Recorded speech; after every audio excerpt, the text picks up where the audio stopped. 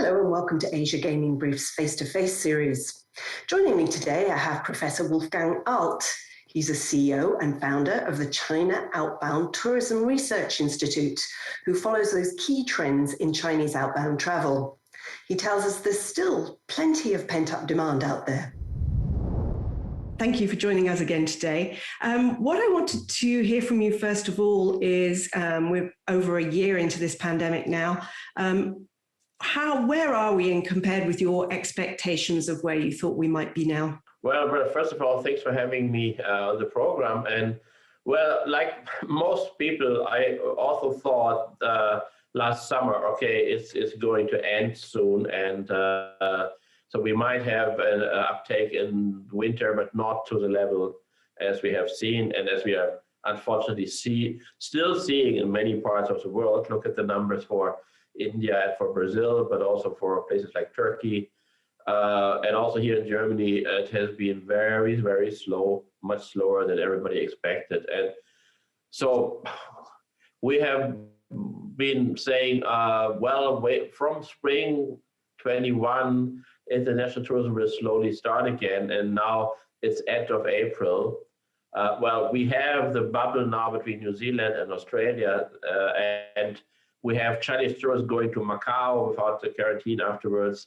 So there are the few first baby steps happening.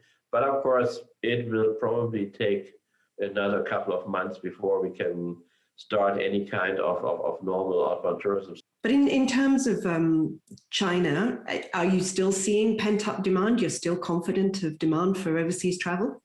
So for the Chinese, they are not afraid to travel in their own country. So actually we could see that while we had Easter in the Western world, they had the Qingming Festival, with a tomb sweeping festival, a 3-day holiday, and we were back to 93%, according to the official numbers, of the 2019 level in terms of traveling. In terms of spending, it was only 60% because now more people have been going on self-drive tours with a car or with a RV, and less people have been flying, so that's why they spend less money. Also, they have a lot of discounts for hotel accommodation, for entrance tickets, and so on, so the prices also were lowered. And they spent 1 year now looking at videos and looking at 360-degree virtual visits to museums, and so they learned a lot about new destinations they didn't know before because they had nothing else to do.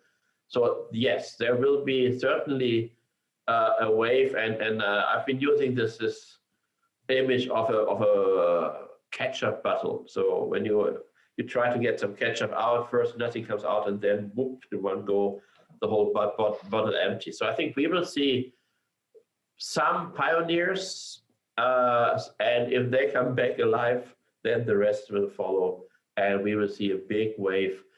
When this is starting, if this is starting in July or it's starting in September or maybe only October for the Golden Week, we will see. So I suppose the million-dollar question then for us in the gambling industry is, where do they actually go once the borders are open? Because obviously, as well as the pandemic, we've had another curveball set up in terms of these blacklists of countries targeting Chinese nationals. So what do you think?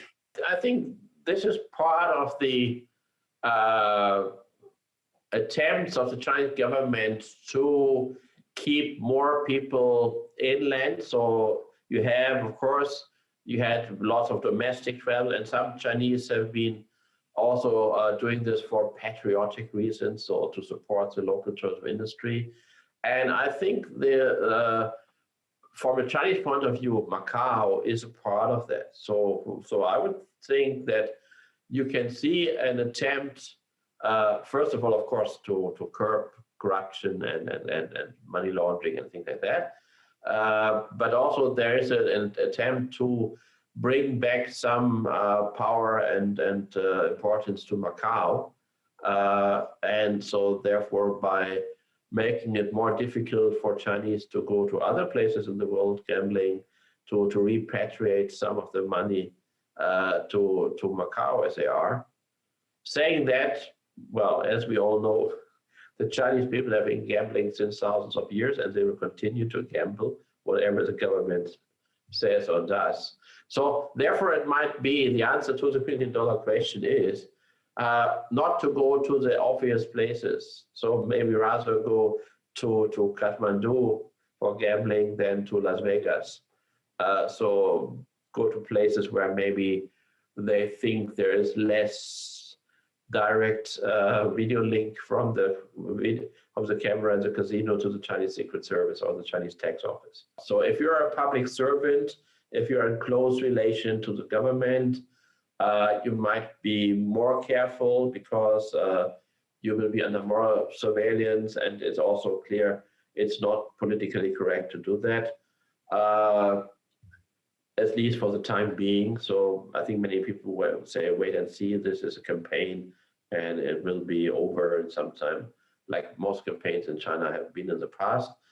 For people who have money to gamble with from their private enterprises and their private endeavors, or from clever real estate and stock market business, I think they will be less put off by that, because they think, okay, well, if everything goes wrong, maybe I have to pay a fine or so. What clearly for the Chinese government is a big problem is online gaming, online gambling. So because this is a way to get money out of the country, and it's a way where big amounts of money are moving around, which cannot be controlled by the government. So I think this is something where I would expect that the government is really meaning what they're saying in trying to stop this or minimize this. So have you heard of any sort of more that you say they're committed to picking up international travel again? Do you see any possibilities for further travel bubbles in the near future? As far as I know, and what you hear from different sources is there's a lot of discussions going on. I mean, there is something which I think is actually still working between Japan and China, that if you're a business person, a Chinese, that you can go to Tokyo for a meeting, and you have to have a very specific itinerary, and you have to only go to the meeting and nowhere else, and then fly back the next day or something. So there are some VIP level things in place. Of course, while we all have been seeing that Thailand has been going back and forth several times to open up from July, some islands like Phuket, Bali has been supposed to be open, and of course, the point is there is no danger in bringing Chinese tourists into the destinations, because we have 5 cases for 1 billion people, so they are most secure. It needs some time to come back to a more optimistic outlook, and so I have tried to say this in many posts on LinkedIn and other communications that, well, there is a future. There is and I've been saying the light at the end of the tunnel is a Chinese lantern. So the Chinese will be, when they are allowed to travel, they will be the first to travel as soon as there are 3 conditions. Of course, you need visa, so we have to let them in. You need air connections, which are affordable. And all what I hear from China is that the Chinese airlines especially are planning steep discounts to grab some market share. So I think you can expect, once the Chinese start to travel, that China Eastern and China Southern and Air China, they will try to grab market share from Emirates and Lufthansa and so on. Well, thank you very much, Wolfgang. I will end it there. And as always, great insights into the Chinese outbound tourism market. And let's hope it all gets up and running again fairly soon. Stay tuned for Asia Gaming Brief's face-to-face series, our interviews with key executives in the gaming industry.